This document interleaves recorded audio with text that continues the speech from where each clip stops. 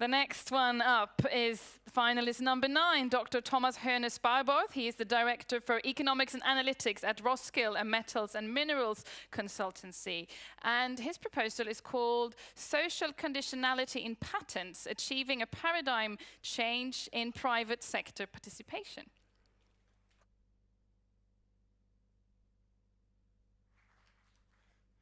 Thank you for allowing me to speak here today. During the last 2 hours, we've already heard many examples of potential improvements that could be made to the system of global governance. But the system is only as strong as its weakest link, and despite our best efforts, we have yet to find an effective mechanism for involving the private sector in global challenges. Yet the impact of the private sector exceeds that of any other actor. 71% of global emissions have been accounted for by just 100 corporations. As the largest employer, the private sector needs to be involved in ensuring fair wages and access education. And perhaps less obviously, 40% of armed conflicts have been linked to the exploitation of natural resources, another issue where the private sector has the largest footprint. Now, one annual ranking published by Corporate Knights recognizes the 100 companies with the best record on sustainability. Now, all of these companies still have much to improve on in other aspects of their business, but they also account for only 3% of the global economy. Now, organizations such as the World Business Council for Sustainable Development and the UN Global Compact have been working to promote these kind of best practices. But we still need a mechanism that allows us to involve even those companies that may not be in the public eye and that may have very little genuine interest in social responsibility. Now, I believe that such a mechanism may already exist in the form of the international patent system. Patents allow companies to protect their intellectual property, but also to license this to other companies for use in their own products. Now, often such licenses are the result of commercial interests, but have also been promoted by organizations such as the World Intellectual Property Organization, which has encouraged the diffusion of green technologies or the availability of intellectual property and expertise to medical research institutions. But while the diffusion of technology is an important goal in its own right, I believe we can go one step further and use these license agreements as a vehicle to promote social change on a broader level, going beyond the social benefit of the technology itself. Now, let me give you an example focusing on light bulbs such as these. Might seem like a very simple product, but it's actually governed by countless patents around the world. Now, some of the largest manufacturers and innovators in this industry might hold over 1,000 patents, which they tend to license to hundreds of companies at the same time. Now, rather than working with each of these hundreds of companies individually, I propose to work with major patent holders to encourage them to include social conditions as part of their license agreement. When a licensee applies for the use of a patented technology, we would ask them to commit to additional social targets, such as a reduction in emissions, the implementation of internal recycling, or simply a move to the use of more bio-friendly materials. Now, this would not only ensure that all industry players are held by the same standards, but would also move the issue of social responsibility from a PR issue into the same consideration that's given to research and innovation in the same breath. Now, to implement this system, we would need the support of a facilitating organization. The GPSP would work with patent holders to identify those best practices that could be supported through license agreements and would work with the intellectual property organization to promote such standard amendments at a larger scale.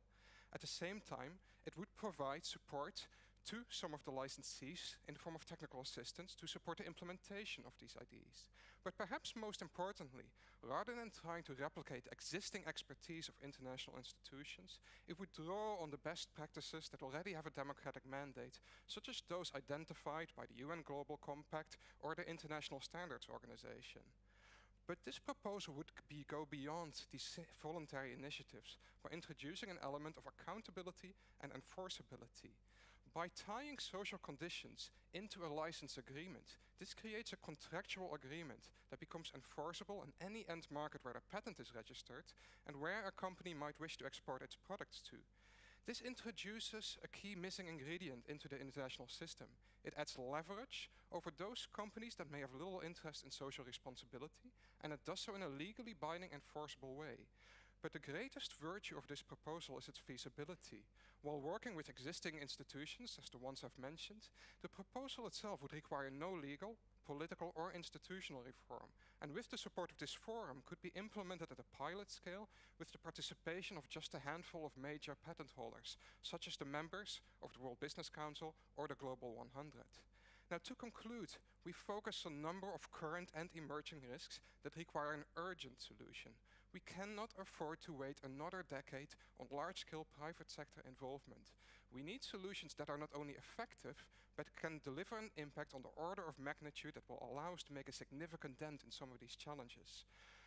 Social conditionality in patents would deliver a viable mechanism to ensure the participation of the private sector at an unprecedented scale to achieve a true paradigm change in how we tackle global challenges and turn back the clock on global challenges such as climate change or the collapse of our environment. Thank you very much, and I look forward to your questions.